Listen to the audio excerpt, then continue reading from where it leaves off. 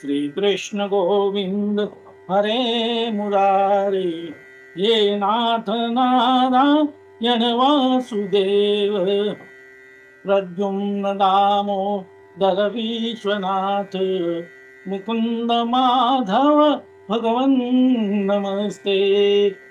श्री कृष्ण गोविंद हरे मुरारे, हे नाथ नारायण वासुदेव, भगवान श्री गोपाल कृष्ण महाराज की जय। ओम नमो भगवते वासुदेवाय, पार्वती पते हर हर महादेव। संत सज्जन हो, आपण मागच्या भागामध्ये राजा दक्षाने यज्ञ केला आणि एका पहिल्या समारंभामध्ये भगवान शिवांची त्यांनी अवहेलना केली। भगवान शिव काही न बोलता तिथून तुल्य निंदा स्तुती मौनी म्हणून त्याच्याकडे दुर्लक्ष केलं आणि ते परत कैलासात आले।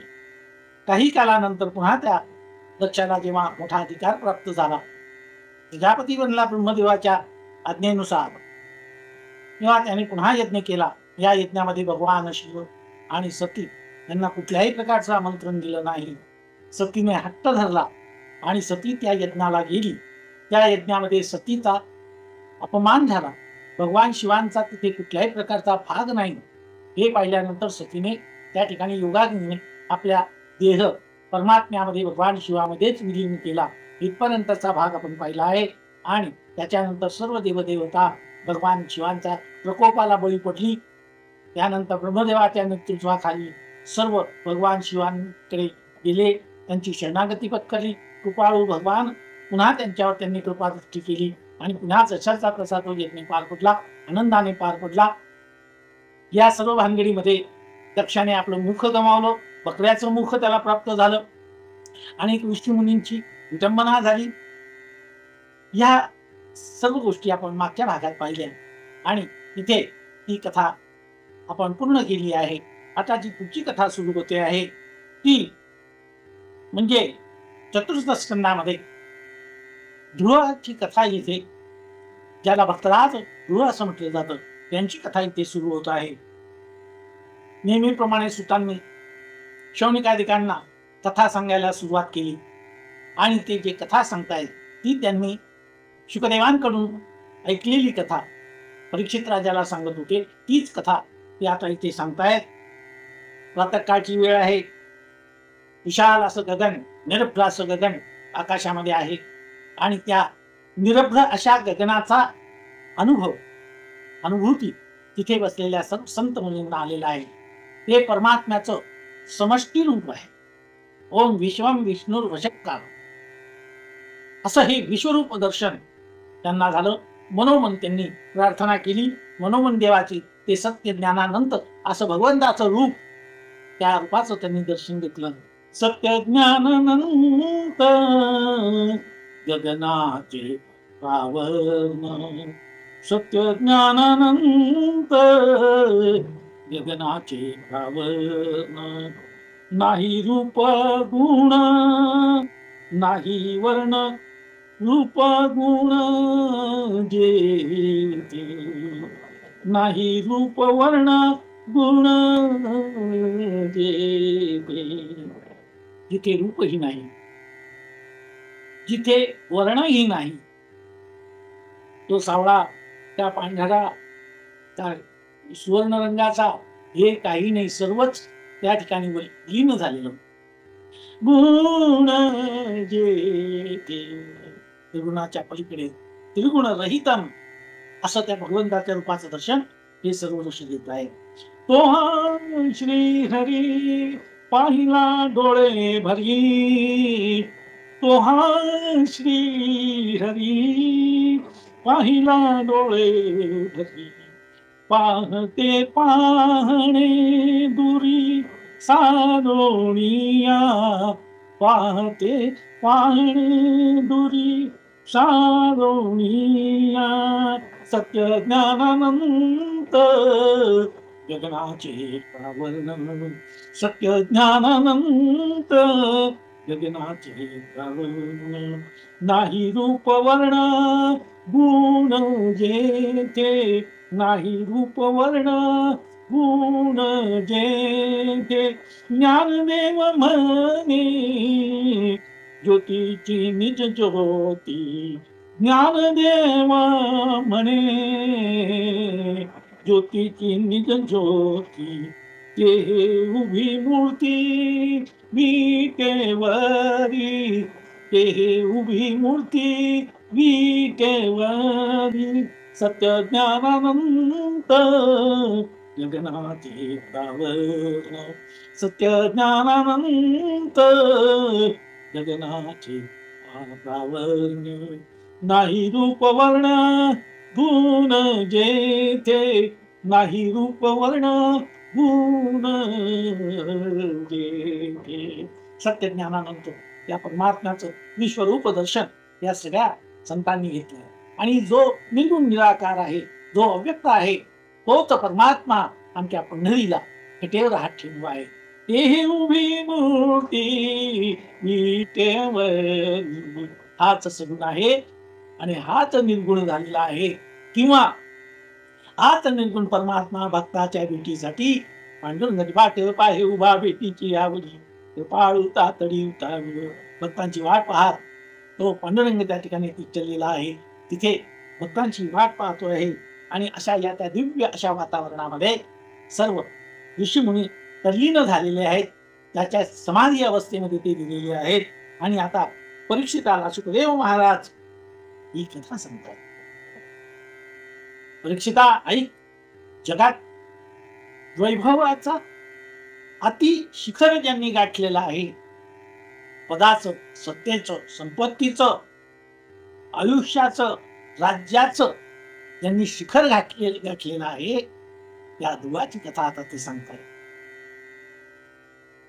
ध्रुवाची कथा ही भागवतकारांनी सामान्य जीवांपासून तो मोठमोठ्या सत्ताधीशांपर्यंत एक तो मेसेज आहे तो संदेश आहे आणि हा संदेश लोकांना कळावा यासाठी या कथा या ठिकाणी समाविष्ट करण्यात आलेल्या आहेत आता राजा परीक्षिताची जर आपण अवस्था पाहिली तर फक्त 7 दिवसाचं आयुष्य आहे एक विचार करा अगदी आधुनिक काळामध्ये काही वेळेस काही आजार असे असतात दुर्धर की डॉक्टर सांगून देतात किती दिवस राहील तेव्हा ती व्यक्ती समजून उमजून काय बरं पूर्वतयारी करते अशी कोणती आवराआवरी करते की आता आपलं संपत आलेलं आहे तर आपण काय आता जाताना काय करायचं अशी कुठली तयारी नाही शेवटपर्यंत डॉक्टराच्या भरोश्यावर बसतात आणि डॉक्टर जेव्हा सांगतात की आता यांना घेऊनच जा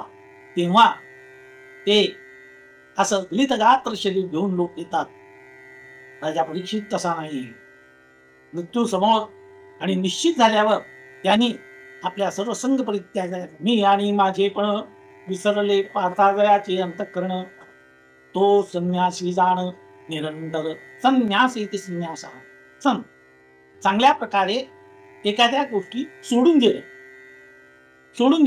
देणं त्याग करणं फेकून देणं या शब्दांमध्ये थोडासा फरक आहे आपण सुंदर मातीच्या मूर्त्या बनवतो देवाच्या त्याच्यात प्राण प्रतिष्ठा करतो आणि तीच जी आपल्या हाताने बनवलेली मूर्ती असेल तीच आपण जलामध्ये प्रवाहित करतो तेव्हाचा जो आपला भाव आहे आपण ती मूर्ती टाकत नाही तर ती मूर्ती प्रथम आधी आपल्या हृदयाला लावतो की याच्यात जे चैतन्य असेल आणि जर तुम्ही लावत नसाल तर लावायला सुरुवात करा आपल्या हृदयाला लावा आणि ती हृदयाला लावून ते चैतन्य आपल्या कैसा हृदयामध्ये रामू असता सर्व सुखाचा राम याला लावा त्या मूर्तीतलं सर्व चैतन्य आपल्यामध्ये साठवून घ्या आणि मग जे राहतं ते आपण त्या जलामध्ये सोडतो आणि एका तत्वाने पाहिलं तर काहीच नाही जल सुद्धा हे परमात्म्याचं स्वरूप आहे पृथ्वी सुद्धा स्वरूप आहे भागवतात वर्णन केलंय ध्रुवाला पुढच्या आपण भागामध्ये पाहणार आता ध्यान धारण्याच्या वेळेस त्यांनी सांगितलं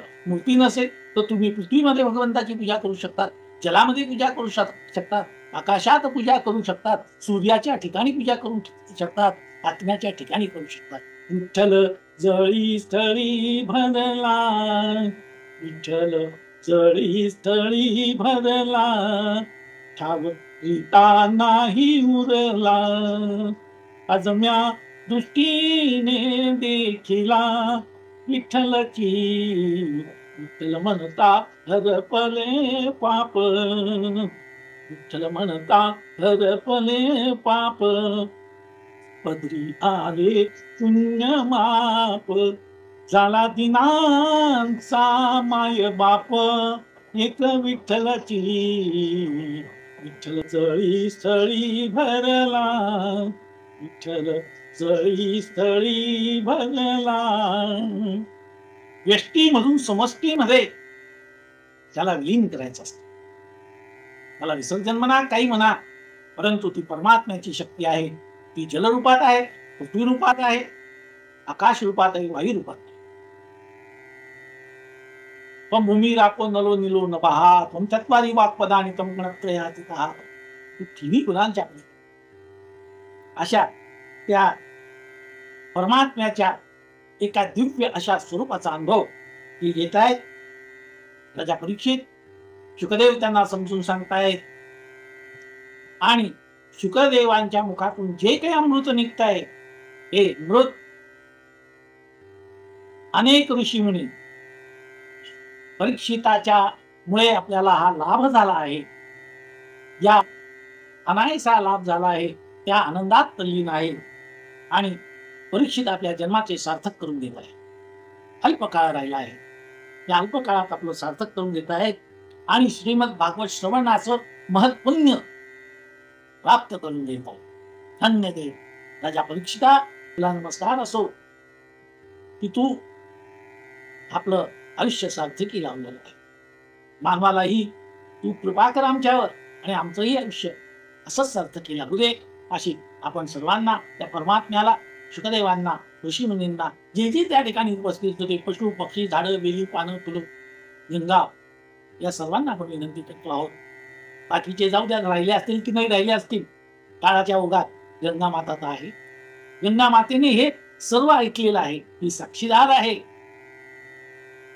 देवी सुरेश्वरी भगवती गंगे, देवी सुरेश्वरी भगवती गंगे, त्रिभुवन तारिणी तरला तरंगे, त्रिभुवन तारिणी तरला तरंगे, देवी सुरेश्वरी भगवती गंगे, देवी सुरेश्वरी भगवती गंगे, गंगा माता की जय.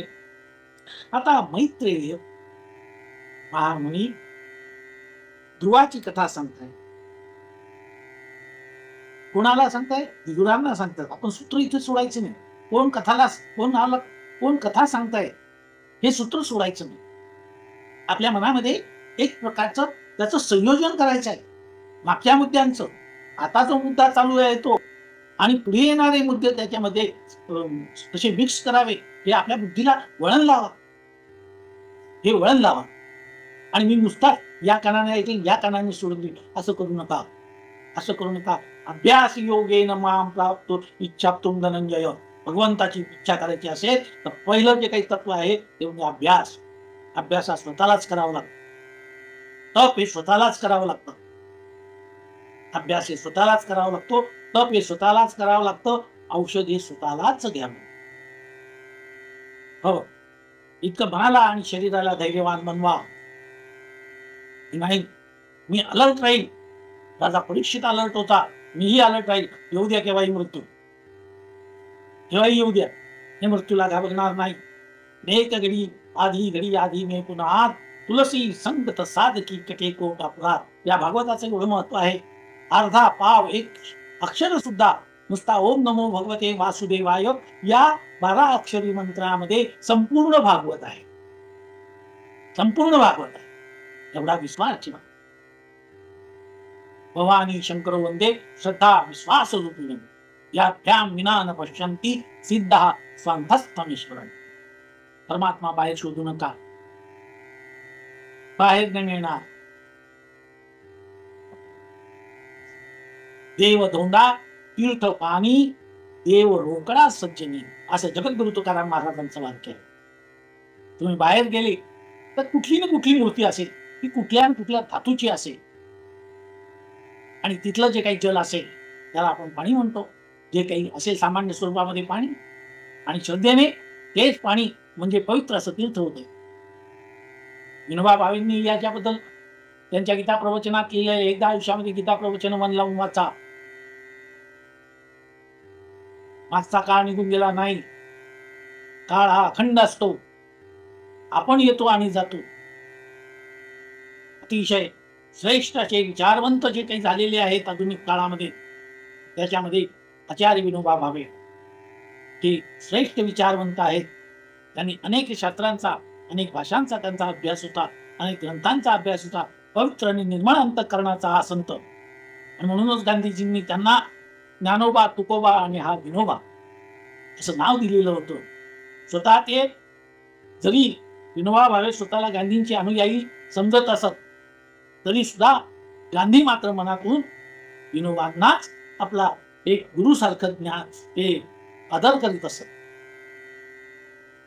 वैयक्तिक सत्ताग्रही म्हणून, पहिल्या सत्ताग्रही म्हणून त्यांची निवड केलेली आहे.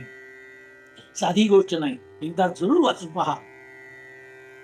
त्याची भाषांतर असेल इतर भाषीय लोकांना, त्यांनी तिथे वाचाय, मराठी भाषिकांनी वाचली पाहिजे. मी फार बालपणी वाचलेली आहे, आणि म्हणून माझ्या डोळ्यासमोर विनोबांचे विचार नेहमी नेहमी प्रकट करीत असतो. संत श्रेष्ठ आहेत.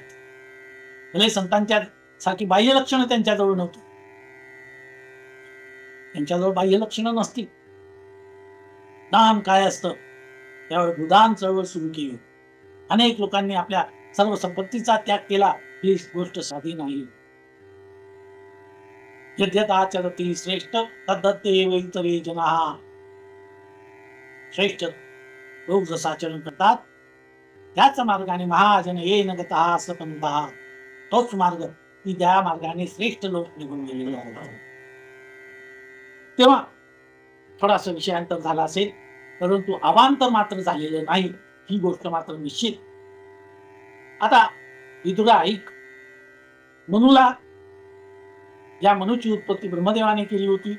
त्याला प्रियवत, व्रत आणि उत्तानपाद नावाची 2 मुलं होती. उत्तानपादाला 2 भार्या होत्या, म्हणजे स्त्रिया होत्या, पत्नी होत्या. एकीचं नाव होतं सुनीती आणि दुसरीचं नाव होतं सुरुची. आपण मागच्या व्हिडिओमध्ये या नावांचा सर्व अर्थ पाहिला आहे, त्यामुळे त्याच्यामध्ये पुन्हा आपण रिपिटेशन करणार नाही. आता राजाला सुनीतीपेक्षा सुरुची ही अधिक प्रिय. रुचीदार असेल तर त्याच्याकडे मनुष्य वळत असतो.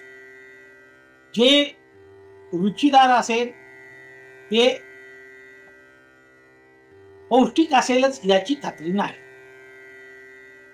याची खात्री नाही. ते कदाचित एखादं असा काही पदार्थ असेल त्याला रुची नसेल, पण शरीराला अत्यंत पोषक द्रव्य त्याच्यात असतील तर त्याचंच सेवन केलं पाहिजे. ती सुनीती. आणि असा हा राजा सुरुचीच्या आहारी गेलेला होता. सुनीतीकडे त्याचं फार लक्ष नव्हतं, कारण नीतीने वागावं लागतं. सुरुची हा भोगप्रिय शब्द आहे, तर नीती हा त्यागप्रिय शब्द आहे. त्यामुळे उत्तानपाद सुरुचीच्याच प्रभावाखाली होता. त्याला जास्त सुरुची प्रिय होती. एकदा राज दरबारामध्ये महाराजा उत्तानपाद बसलेले होते, आणि सहज तिथे सुरुचीचा पुत्र, सुरुचीपासून झालेला पुत्र उत्तम हा राजाच्या मांडीवरून बसला. राजा त्याचं कोड कौतुक करीत होता, आणि सुरुची सुद्धा त्याच्याजवळ बसली होती. आणि तेवढ्यात सुनीतीचा पुत्र होते ते राजाचे, आणि ते माता 2 आहेत. त्यामुळे आपण जरी उत्तानपाद एक पिता असला तरी या माता 2 आहेत. त्यामुळे आपण इथे सुनीतीचा पुत्र ध्रुव हाही तेथे आला, आणि त्याला वाटलं. आपण पाहतो मुलाचा काही दोष नसतो. आजही आपण पाहतो लहान मुलं असले, एखादा 2 वर्षाचा असेल आणि जो दुसरा मोठा असेल तो 4-4.5 वर्षाचा असेल, तर ते दोघी त्या पित्याच्या किंवा मातेच्या मांडीवर बसण्यासाठी हट्ट धरतात. हे आजही आपण पाहतो. तसा हट्ट तो त्यांनी धरला. तितक्यात हा याचं वय किती आहे हे जरा नीट लक्षात घ्या. ध्रुवाचं वर्ष 5 वर्षाचा आहे. ध्रुवाचं वर्ष 5 वर्षाचा आहे. आणि सवती मत्सर कसा असतो याचं हे उदाहरण आहे. सुरुची धावत धावत आली. तिने खसकन त्या 5 वर्षाच्या बालकाला ओढलं आणि तिने त्याला दूर लोटलं. राजा हे नुसतं पाहतोय. राजाचं आपल्या पत्नी पुढे चालत नाही, कारण तो स्त्रीच्या प्रभावाखाली होता. आमच्याकडे एक म्हण आहे खानदेश भागामध्ये, गावना पाटीलले सर्व गाव भ्याये, घरनी बायको अंगठात आहे. घरची बायको एक किंमत देत नाही, अशा प्रकारची ती म्हण आहे. राजा असेल, सार्वभौम राजा असेल, चक्रवर्ती असेल, राजाचा धाक सर्व राज्यावर, आजूबाजूच्या राज्यांवर, शत्रूंवर असेल, परंतु राजा स्वतः सुरुचीच्या धाकात राहा, तिच्या नियंत्रणाखाली होता. त्यामुळे आपल्या 5 वर्षाच्या ध्रुवाला आपल्या मांडीवर बसू द्यायचं की नाही याविषयी तो पराधीन झालेला. सुरुचीने त्याला बाहेर फेकलं आणि म्हणजे दूर हो इथून, या मांडीवर बसण्याचा तुझा अधिकार नाही. तू जरी यांचा पुत्र असला तरी माझ्या पोटी तू जन्माला आलेला नाहीस, कारण त्यांच्या मांडीवर बसण्याची इतकी तुझी पुण्याई नाही. याचा अर्थ असा की माझ्या पोटी जन्माला येण्यासाठी पुण्याई असली पाहिजे, आणि माझ्या पोटी जन्माला आला तरच तुला यांच्या मांडीवर बसायला मिळेल. ठीक आहे, एका मांडीवर उत्तम बसला, दुसऱ्या मांडीवर तर आपण बसू, पण तेही तिने बसू दिलं नाही. आणि त्यावेळेस त्या सुरुचीच्या डोळ्यामध्ये जो द्वेष, मत्सर पसरलेला होता, भडकलेला होता, त्या मत्सराला, त्या मत्सरामध्ये विवेकाला कुठल्याही प्रकारचा थारा नव्हता. विवेक राणी विसरून गेलेली होती. सुरुचीने ध्रुवाला दूर लोटलं. ती टाकून बोलली त्याला. काय टाकून बोलली?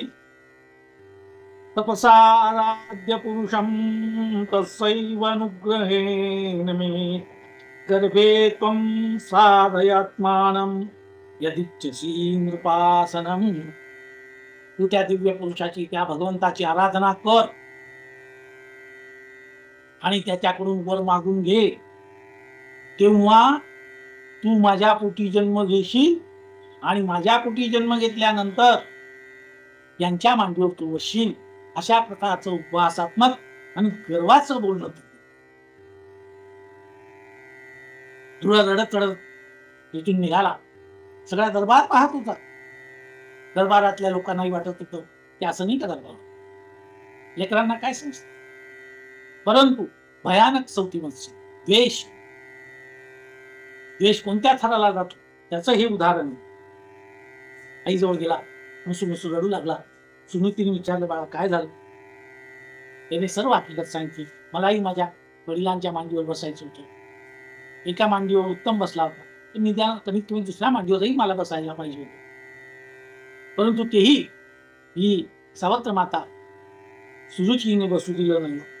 काय करायला? असहाय्य झालेली ती सुनीती उत्तर देऊ शकत नव्हती. तिलाही वाईट वाटू लागलं. मुलाचा काय दोषाचा? तुम्ही तर मोठी महाराज आहात ना. सुनीतीने बाळाला जवळ घेतलं, त्याला कुरवाळ, त्याचा अश्रू पडले. बाळा रडू नको, दुःख करू नको. तू त्यांचा पुत्र आहेस हे खरं आहे, परंतु तू त्याचबरोबर माझ्या पोटी जन्माला आलेला आहे, आणि मी तर त्यांना आवडत नाही. काही वेळेस होतं आपल्याला एखाद्या मनुष्याविषयी चीड असेल, एखादा मनुष्य आवडत नसेल, तर त्याने कोणतीही गोष्ट केली तर इतर लोक त्याच्यामध्ये काही ना काही खोडी काढत असतात. ज्याला आपण क्युरी म्हणतो, क्युऱ्या काढतच असतो. मीठ बरोबर असलं तरी म्हणणार थोडस अजून चांगलं हवं होतं. तिखट बनवलं, थोडं तिखट जास्त पडलं, भडका होतो. कमी टाकलं, मिळमिळीत आहे. कारण याचं कारणच एक आहे, हा मनुष्य आपल्याला आवडतो आणि म्हणून त्याचा परिणाम त्या तिसऱ्या वस्तूवर होत असतो. हे आपण व्यवहारामध्येही पाहतो. त्यामुळे ती माता म्हणते की बाळा, मला किंमत नाही, त्यामुळे माझ्याबरोबर तुलाही. ती राणी किंमत देत नाही आणि महाराजच तिच्या नियंत्रणाखाली असल्यामुळे तेही तुला महत्व देत नाही. आता त्याला इलाज नाही. मोठा झाल्यावर कदाचित उत्तम राजा बनेल, तेव्हा तुला सेवक म्हणून त्यांच्या हाताखाली राहावं लागेल आणि ते मान्य करावं लागेल. त्यामुळे मनामध्ये असे क्रोध आणू नको. तो रडतोय नाही, ध्रुव हे मनातून ऐकायला तयार नाही. तो इतकाही समजूतदार नाही की आपली बाजू पडती घेईल. आपली बाजू पडती घेणे म्हणजे समजूतदारपणा आहे असं नव्हे.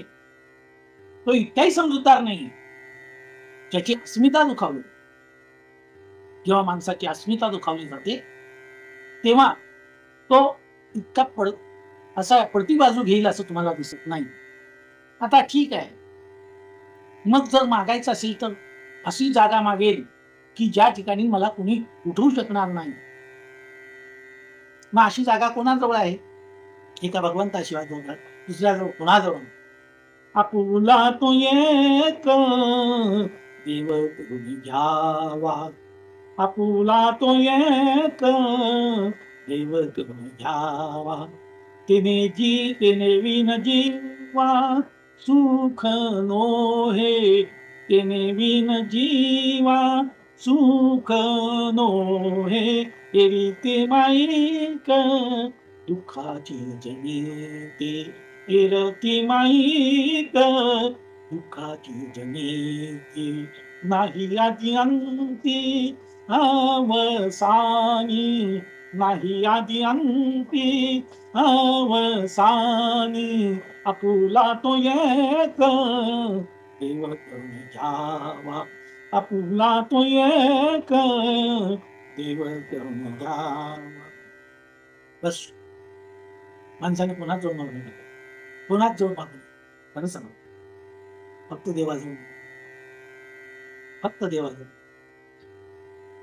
अग्निपथ नावाचा एक आत्मचरित्र APJ कलाम यांचं होतं.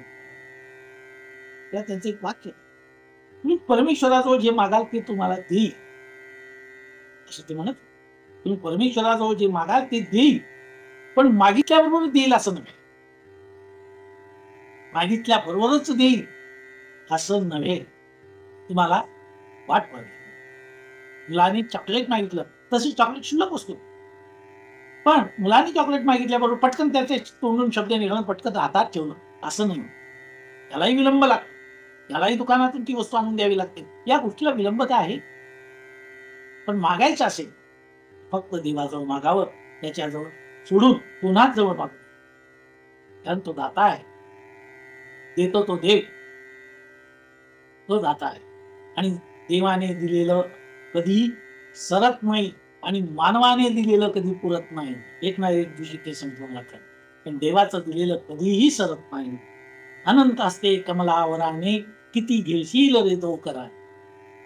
हा अनंत भगवान नारायण सहस्र असत आहेत, त्याला तो द्यायला लागला तर आपले हे दोन हात त्या ठिकाणी पुरे पडतात. आणि तोच जेव्हा अनंत असता नेता कमलावराने, किती आवरशील रे दो करा. किती धरून ठेवेल मनुष्य, त्याची इच्छा असेल आणि तो जेव्हा घेऊन जायला लागेल तर आपले हे दोन हात ते उडून सांभाळू शकत नाही. ही परमात्म्याची लीला आहे. म्हणून जे काही मागायचं असेल ते भगवंताजवळ मागायचं. म्हणून तुला जर आढळपड किंवा तुला जे असे काही स्थान हवं असेल तर तू फक्त भगवंताजवळ माग. विष्णूच्या चरण कमलांचेच ध्यान कर. त्याच्याशिवाय तुझं दुःख कोणी दूर करणार नाही. आपली माता सांगत होती, मुलाची समजूत घालत होती, त्याच बरोबर ती नशिबाला दोष देत नव्हती. नशिबापेक्षा बलवत्तर काय असेल तर त्याचे प्रयत्न, त्याची तपश्चर्या, त्याचा अभ्यास हे नशिबापेक्षा बलवत्तर आहे. नशिबाचा आधार हा सहसा वीर पुरुषाने घेऊ नये. आपल्या बाहुबलाचा आधार घेतला पाहिजे. रामचरित मानस मध्ये सुद्धा असं आहे. समुद्राच्या त्या याच्यावर काठावर उभं राहिलं तर भगवान विचार करतायत की दैवाची कृपा असेल तर आपण इथे सागरावर बांधू शकू. लक्ष्मणाने प्रभू रामचंद्रांना एक सुचवलं आहे. कादर कादर कहू मन एका धारा दैव दैव आलसी पुकार. श्रीरामा, दैवाचा आधार घेऊन दैव दैव आलसी पुकार. कारण तुमच्या हातात धनुष्य आहे. तुमच्या हातात धनुष्य आहे, बाहूमध्ये बल आहे. आणि अशी माणसं दैवाचा आधार घेत नाही. म्हणून ध्रुवाला तिने दैववादी बनवला नाही तर प्रयत्नवादी बनवला. आणि जा त्या भगवंताजवळ तू हे मागून घे, त्याच्याजवळ आहेत आणि तो दिल्याशिवाय राहणार नाही. फक्त त्याच्यासाठी काय आहे तर त्याच्यासाठी प्रयत्न लागतात. म्हणजे तपश्चर्या लागेल, त्याच्यासाठी योग साधना करावी लागेल, त्याच्यासाठी भक्ती करावी लागेल. आणि त्याचं मार्गदर्शन जे तुला करतील त्यांच्या मार्गदर्शनाने तुझा प्रवास पुढे सुरू होणार आहे. ध्रुवाच्या मनावर त्या गोष्टीचा परिणाम झाला. म्हणाला, माते, मी आता भगवान विष्णूंना प्रसन्न करून घेतो, दाखवतो मी त्याच्याकडे. आता मला या जगातले कुठल्याही व्यक्तीची, ना पित्याची ना मात्याची न इतर कोणी मित्र बांधव परिवाराची आशा राहिली नाही. जाऊ देवाची गावा देऊ तेथेची विसावा. जाऊ देवाची गावा देऊ तेथेची विसावा. देवा सांगू सुख दुःख देव निवारील भूक. देवा सांगू सुख दुःख देव निवारील भूक. जाऊ देवाची गावा देऊ तेथेची विसावा. देवाच्या शोधावर ध्रुवाचा निश्चय झाला. पण तो राहतो कुठे, त्याचा काही ऍड्रेस पत्ता तर पाहिजे. मला आता हा माणसं होत नाही, मी आता या राज्यात राहत नाही, मी या राज्यात राहत नाही. आणि तो तिथून निघाला. डोळे पुसले आणि निर्धाराने तो मातेला म्हणाला, त्याची आराधना कशी, काय कोणत्या पद्धतीने त्याला येते. तेव्हा तिला जे ज्ञान होतं ते तिने सांगितलं. कलियुग केवल नाम आधारा, कलियुग केवल नाम आधारा. सुमिर सुमिर भव उतर उपारा. यस्य स्मरण मात्रेन जन्म संसार बंधनात विमुच्यते. नमस्तस्मै विष्णवे प्रभ विष्णवे. याचं नामस्मरण करलं की सर्व साध्य होतं. अशा परमेश्वराचं नामस्मरण कर, सर्व संग परित्याग कर. ज्याच्या जीवनाची सुरुवातच झालेली नव्हती त्याला सर्व संग परित्यागाचा उपदेश माता सुनीती देते आहे. सुनीती देते आहे कारण त्या शब्दातच नीती आहे. पण तिला सु हे विशेषण लागले. या वयात कोणतीही माता आपल्या पुत्राला तपश्चर्याचा सल्ला देईल असं कुठेही दिसणार नाही. हे या फक्त भारतीय संस्कृतीमध्येच आहे. भगवान दत्तात्रय श्रीपाद श्रीवल्लभांचं रूप धारण केलं तेव्हा ते बालपणे निघून गेले नदीकारण्याकडे.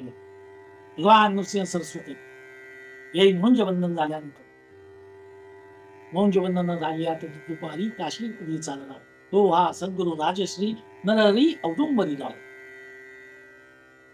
ही दिव्यता आहे, ही भव्यता आहे. ईश्वराची आराधना करण्यासाठी काय काय सहन करा, थंडी वारा ऊन, याची बाळा तुला सवय नाही. पण माझं म्हणणं असं आहे की तू थोडासा समजदार हो आणि मग जा. पण ध्रुव या गोष्टीला ऐकायला तयार नाही. सुनीतीच्या ठिकाणी ममता होती, अस्मिता होती आणि दृढता होती. ममता मुलाच्या स्वरूपात होती, अस्मिता राणीच्या स्वरूपात होती. काही झालं तरी मी राणी आहे आणि उत्तानपादाची राणी आहे, ही अस्मिता होती. मी सामान्य स्त्री नाही. आणि दृढता होती. धर्माविषयी दृढ विश्वास, वटू विश्वास अचल निज धर्मा, रामचरितमानस मध्ये त्याचं वर्णन आहे. त्या सगळ्या गोष्टीचा तिथे त्या सगळ्या गोष्टी एकत्रित आल्या. पण एकीकडे मायाही आहे आणि दुसरीकडे मुलाचा निर्धारही आहे. तोही तिने पाहिला. त्याचा निर्धार पक्का झालेला होता. देह जावो अथवा राहो पांडुरंगी भावो. तिथे अपमानाचं जीवन जगण्यापेक्षा आपण परमात्म्याला प्रसन्न करू आणि तो खरोखरच आपलं घर नव्हे, नगरी नव्हे, तर संपूर्ण राज्य सोडून निघाला. या राज्यातही राहायचं, या राज्यातही राहायचं नाही की जिथे आपल्याला आपण एकमेकांना भेटणार नाही. रस्त्याने अनेक लोकांनी जीवाला अडवण्याचा प्रयत्न केला. बाळा नको जाऊस, लहान आहेस, नको जाऊ. तेव्हा ध्रुव इतका निर्धार त्याचा झालेला होता. कोणाच्याही सांगण्याने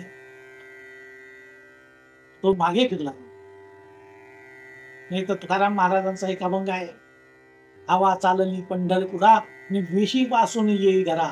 वेशी पर्यंतच काही लोकांचं वैराग्य टिकतो आणि निर्धारही टिकतो. ध्रुवाचा निर्धार वेश नव्हे तर राज्याच्या बाहेरही निघून गेला. त्याचा दृढ विश्वास. आणि ध्रुव निघाला आहे, छोटासा बाळक, अपमानाचा घाव याचा जिव्हारी लागलेला आहे. शब्दांना किती तीक्ष्ण धार असते.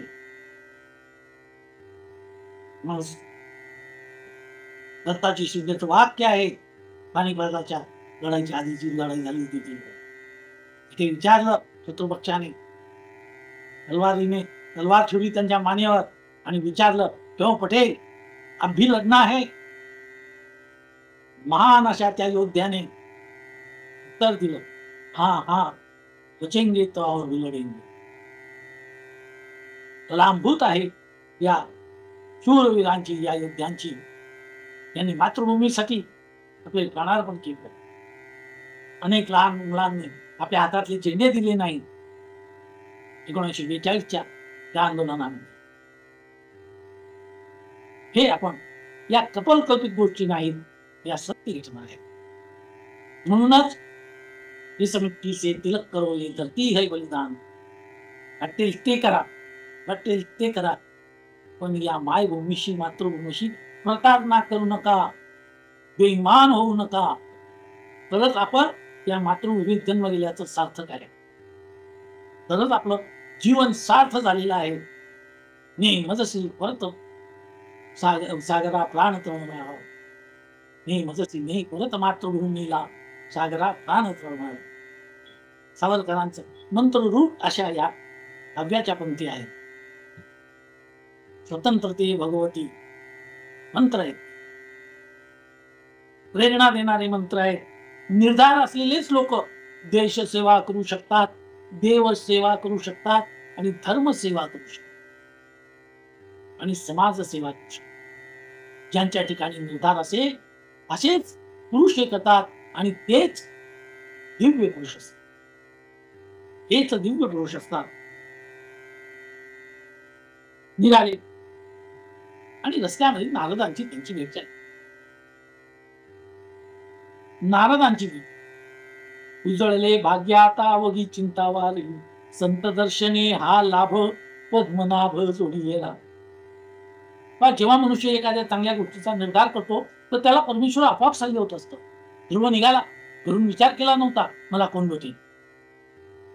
नारद महामुनी, ब्रह्मपुत्र नारद, हातामध्ये ब्रह्मविधान, सर्व संतांचे मुकुटमणी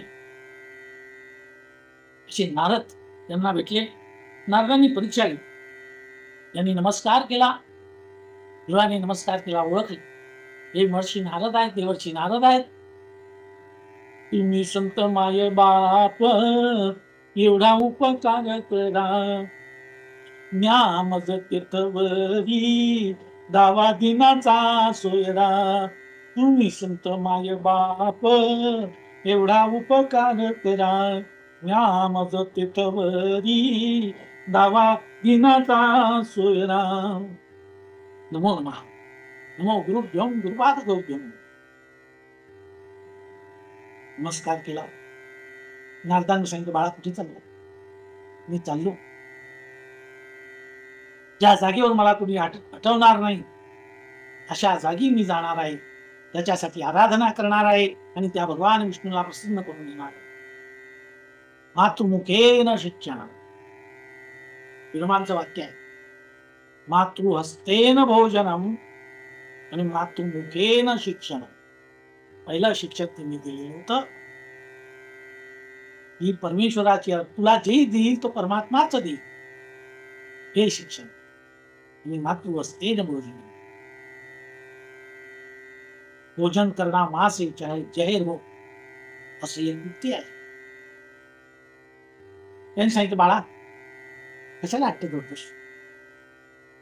हे मला माहिती आहे, तू क्षत्रिय आहेस. क्षत्रियांना अपमान सहन होत नाही. तुम्ही तेजस्वी आहात. त्या धनुष्यभंगाच्या वेळेस, किंवा धनुष्यभंग झाला होता तेव्हा लक्ष्मणालाही संताप चढला होता. प्रभू मी जेव्हा त्यांना क्षत्रिय वृत्तीचं आवाहन केलं, तेव्हा त्यांनी क्षत्रिय कसा असतो याचं वर्णन रामचरितमानस मध्ये केलेलं आहे. पण एक सांगू का, तू क्षत्रिय आहेस हे मला मान्य आहे, पण तुझं वय काय रे? आणि एवढ्या लहान वयामध्ये मान अपमान. अरे खरं सांगू का, मुलं पटकन विसरून जातात.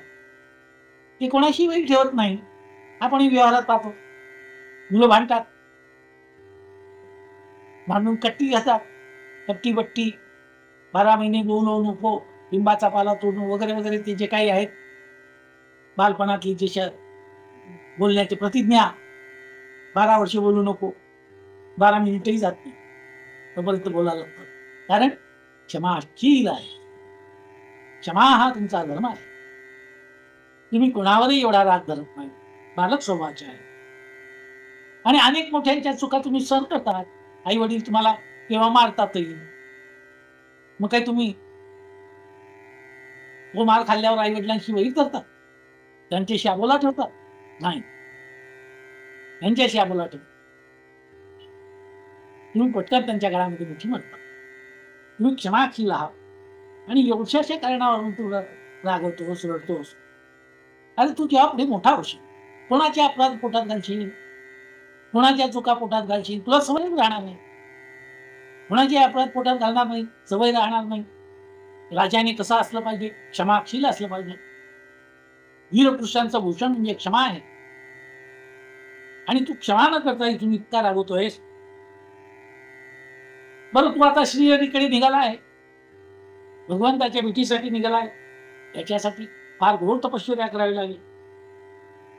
बाळा असा हट्ट करू नको, घरी जा. राग आला आहे, थोड्या वेळाने त्याच्याही मनातला राग निघून जाईल. कशाला निघाला?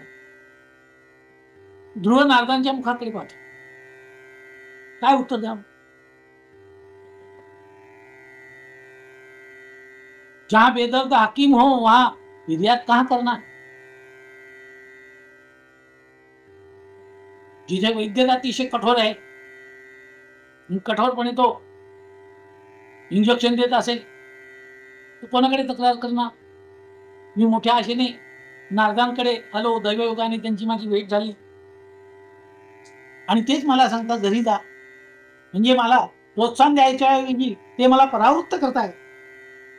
त्यांनी सांगितले, महाराज अहो तुम्ही सर्वांना मार्गदर्शक आहात, मार्गदर्शन करणारे आहात, आणि आता तुम्ही मला परावृत्त करणार का? जेव्हा तुमचं दर्शन झालं तेव्हा मला वाटायला लागलं, हायसं वाटायला लागलं, आधार वाटायला लागला की आपलं काम झालं. पण इथे तर दिसतो विपरीत. तुम्हीच मला बाजूला करतात, घरी जा म्हणतात. आता जर तुम्हाला सोडून दिलं तर आम्हाला कोण मार्ग दाखवणार? आम्हाला मार्ग दाखवणारा कोणी नाही. तेव्हा मी काय करणार? माझा अपमान झालेला मला सहन होत नाही आणि त्यामुळे माझ्या मनामध्ये अपमानाची धगधग अजून भिजलेली नाही. आता मी वाटेल ते हो देह जावो अथवा राहो, पांडुरंगी दृढ व्हावो. आणि मी आता त्या भगवंताकडे जातो आणि असं पद मागून घेतो, ऐसी जगा बैठिये कोई न बोले उठ. ऐसी जगह बैठिए कोई न बोले उठ, और ऐसी बात बोलिए कोई न बोले झूठ. मी अशाच जागी बसेल की मला कोणी उठवणार नाही आणि कुणी म्हणणार नाही काहीतरी बडबड केली, अशा प्रकारचाही एक शब्द माझ्या मुखातून निघणार नाही. मी देवाकडे जाईल आणि देवाजवळ ते पद ते मागून घेईल. असा त्या बालध्रुवाचा त्वमेव माता च पिता त्वमेव त्वमेव बंधू सखा त्वमेव. हे भगवंता, तूच माझा माता पिता आहे आणि तुझ्याशिवाय मी कोणाकडेही मागू शकत नाही. कारण हरिप्राप्तीसी उपाय द्रावे संतांचे ते पाय, तेने साधती साधने तुटती भवाची बंधने. संते विन प्राप्ती नाही ऐसे वेद देती ग्वाही. एका जनार्दनी संत पूर्ण करती मनोरथ. मी संत एका जनार्दनी संत पूर्ण करती मनोरथ. महर्षी देवर्षी, माझं मनोरथ पूर्ण करा. मला एक बालक म्हणून मला निराश करू नका आणि तुम्ही जे सांगाल ते करण्याची माझी तयारी आहे. तो सांगाल तो जप करीन, सांगाल ते तप करीन, सुचवाल ती दिव्य साधना करीन. पण मला त्या भगवंताची भेट झाली पाहिजे, त्या भगवंताचीच भेट घ्या. तो मज व्हावा, तो मज व्हावा, वेळोवेळी व्हावा पांडुरंग. त्या पांडुरंगापलीकडे मला काही नाही. नारदांनी जी काही परीक्षा घेतली होती त्या परीक्षेत ध्रुव उत्तीर्ण झाले. म्हणाले, धन्य आहेस ध्रुवा, धन्य आहेस, मी तुझी परीक्षा घेतली. त्या काही काही आपण पाहतो त्या लष्करामध्ये किंवा कुठल्या पोलीस याच्या भरती होते, त्यांच्या छातीवर धडाधड मारतात. धडाधड मारतात म्हणजे काय, ती परीक्षा असते त्यांची. आघात सहन करण्याची यांच्यामध्ये ताकद आहे की नाही, ती परेड केली जाते. समोर भिंती असतात उभ्या केलेला, भिंत राहिली म्हणजे थांबून जायचं असं नसतं. पिछे मुड अशी आज्ञा केलेली नाही तोपर्यंत त्याला पुढेच जावं लागतं. भिंत ओलांडून जावे लागते. आज तू भिंत ओलांडची, उद्या डोंगर ओलांडची, उद्या परवा पर्वत ओलांडची. हा निर्धार त्या ठिकाणी असतो. आणि जरी हजारो मुलं जातात तरी हजारो मुलांचं सिलेक्शन होत नाही, निवडक मुलांचं सिलेक्शन होतं. कारण ती परीक्षेमध्ये जे उत्तीर्ण होतात, नारदांच्या परीक्षेत ध्रुव उत्तीर्ण झाले आणि आता तपश्चर्येला लागलेले आहेत. नारदांना अतिशय धन्यता वाटते. धन्य आहेस, धन्य आहेस ध्रुवा, तू धन्य आहेस. तुझा निर्धार खरोखर धन्य आहे. तू निश्चितपणे तप करशील, निश्चितपणे तप करशील. आम्ही आमच्या शालेय जीवनामध्ये जेव्हा शिक्षक म्हणून आमची भूमिका असते तेव्हा आमच्याकडे वर्गामध्ये 100 मुलं असतात. तेव्हा आम्ही हेरतो. हेरणे या शब्दाचा अर्थ निवडणे, चाणाक्षपणे निवडावा लागतो की कोणता मुलगा हा बोर्डामध्ये पहिला येऊ शकतो. याची परीक्षा घ्यावी लागते, त्याला जास्त बोजा द्यावा लागतो. कारण हा बोजा घेईल तुम्ही, उलटसुलट प्रश्न विचारावे लागतात आणि त्या परीक्षेमध्ये जे उत्तीर्ण होतात ते पुढे नाव कमवतात. असा हा इतिहास आहे, अशी ही परंपरा आहे. अभ्यास करून कुणी वाया गेला असं जगात एकही उदाहरण नाही. नाम घेता वाया गेला ऐसा कोणी ऐकी गेला, जगद्गुरु तुकारामांचा हा शब्द आहे. तसा जो कोणी तप करेल, परमेश्वराची तीव्र आराधना करेल, त्याला परमेश्वर प्राप्त झाल्याशिवाय राहणार नाही. आणि नारदांनी सांगितले की ध्रुवा, यशस्वी भव, विजयी भव, दिग्विजयी भव. अखंडतच विजयी भाऊ, तुला अखंड विजय. प्रयत्नांती नेहमीच परमेश्वर असतो. परमेश्वराच्या आधी प्रयत्न असतो. प्रयत्न म्हणजेच परमेश्वराचं स्वरूप. ट्राय ट्राय पण डोंट क्राय. रडत बसू नका. रडे तो घोडी काय चढी, असं म्हणतात. तेव्हा त्याचा निर्धार पहिला. सुपल हो मनोरथ कुमरे, आशीर्वाद दिला. मग आता कुठे जायचं? नारद सांगताय यमुनेच्या काठी मधुवन आहे, त्या मधुवनात जा. यमुनेच्या पवित्र जलाचं त्रिकाळ स्नान कर, संध्या कर, आसन स्थिर कर. नारदाने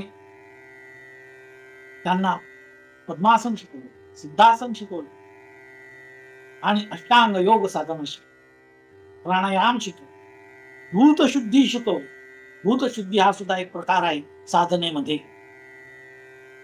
ती भूतशुद्धी शिकवली, प्राणायाम शिकवला, नाडी शोधन प्राणायाम शिकवला, भस्त्रिका शिकवला, कपालभाती प्राणायाम शिकवला आणि ध्यान कसं करावं त्याचं वर्णन केलं. ध्रुव हे सर्व ऐकत होता. ही सगळी ट्रीटमेंट समजून घेत होता. आपल्या भाषेमध्ये म्हटलं तर ही सर्व ट्रीटमेंट समजून घेत होता. नारदांनी अत्यंत बालक रूपात केलेले नारदांचे हे दोन शिष्य आहेत. एक ध्रुव आणि दुसरे प्रल्हाद, हे नारदांचे शिष्य. त्यांची योग्य ती परीक्षा घेऊन त्यांना परमेश्वराच्या प्राप्तीचं दर्शन, प्राप्ती कशी होईल हे सांगण्याचा प्रयत्न केला. आणि नारदांनी ते जे वर्णन करायला सुरुवात केलेली आहे, ते ध्यान कसं करावं, म्हणजे मनुष्याचा मनाचा लय, चित्तवृत्तीचा लय त्या परमात्म्यात कसा होईल याचं यथायोग्य प्रकारे ट्रेनिंग दिलं. कुठलीही वस्तू ट्रेनिंग शिवाय करू नका. देखी साधे ना योग, घटे काया बढे रोग. याचं पाहून त्याचं पाहून करत बसले तसं नाही. तद्विधी प्रणिपातेन परिप्रश्नेन सेवया.